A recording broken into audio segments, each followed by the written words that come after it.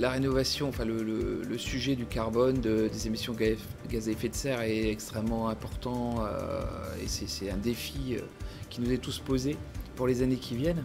Donc le bâtiment et la rénovation sont également concernés par ce défi. Il faut qu'on arrive à baisser les émissions de gaz à effet de serre et donc à rénover massivement en basse énergie et en bas carbone. Il faut que les deux aillent de pair, ce qui est plutôt simple d'ailleurs en rénovation puisque l'acte de rénover est facteur de diminution d'émissions de gaz à effet de serre directement, puisqu'on va diminuer les quantités d'énergie consommées. Donc c'est plutôt presque automatique. Il y a quelques cas particuliers qu'il faut traiter, mais c'est plutôt automatique, donc intéressant. La difficulté qui reste sur le carbone, c'est aussi la sensibilité qu'ont les maîtres d'ouvrage sur ce sujet-là. C'est-à-dire qu'il est facile d'expliquer, notamment à des particuliers, qu'on va diminuer leur consommation énergétique, donc ils ont intérêt à faire une rénovation énergétique ambitieuse. Leur dire qu'on va diminuer leur consommation de carbone, c'est quand même un peu plus virtuel pour eux.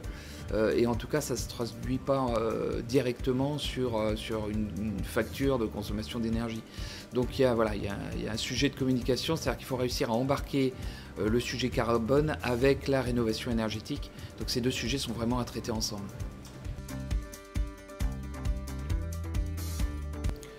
C'est important de le dire, c'est-à-dire le fait de rénover plutôt que démolir, en fait c'est ça le sujet, est évidemment très vertueux d'un point de vue carbone, et ça il faut le mettre en avant, c'est-à-dire qu'on aura toujours intérêt à réhabiliter un bâtiment plutôt qu'à le démolir, à le reconstruire, parce que la construction est très fortement impactante au niveau des quantités de carbone émises. Donc voilà, donc ça c'est à rappeler systématiquement. Après, le fait de faire des calculs complexes sur la rénovation des bâtiments en termes de carbone, je pense évidemment aux ACV qu'on fait sur le neuf et qui est important pour qu'on quantifie sur le neuf quels sont les impacts des différents postes en carbone. Sur la rénovation, finalement, le gros impact carboné, c'est les énergies utilisées sur l'exploitation du bâtiment.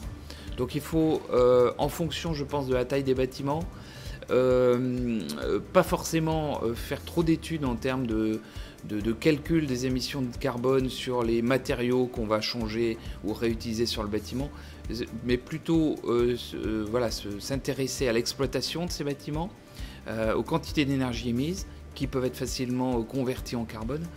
Et peut-être que pour certains bâtiments, là, il faudra effectivement regarder tout ce que tu viens de dire, c'est-à-dire l'économie circulaire, le fait de réutiliser des matériaux qui ont été déconstruits et qu'on peut réutiliser derrière. Voilà, donc c'est un sujet intéressant effectivement, sûrement sur des bâtiments un peu importants, des logements, mais en nombre de logements importants, et puis des gros tertiaires, où là il y a un intérêt évident à calculer, mais sur des petits bâtiments, ça sera sûrement pas tout de suite en tout cas qu'on va calculer finement le carbone dans ces bâtiments-là, en tout cas à mon sens. Il faut savoir que depuis l'origine, Effinergie a intégré dans ses statuts le fait de diminuer les émissions de gaz à effet de serre en même temps que la performance énergétique des bâtiments. Donc c'est une mission finalement qui nous est confiée, mais qu'on développe vraiment maintenant avec plus c'est moins. Et puis avec du toilettage à venir sur le label BBC Effinergie Rénovation, sur lequel on va intégrer une composante carbone de manière à, comme je disais tout à l'heure, pouvoir embarquer le carbone dans la rénovation énergétique des bâtiments et pouvoir faire les deux, et en tout cas ne absolument pas dégrader une note carbone quand on fait une rénovation énergétique d'un bâtiment. Ça serait vraiment contre-productif.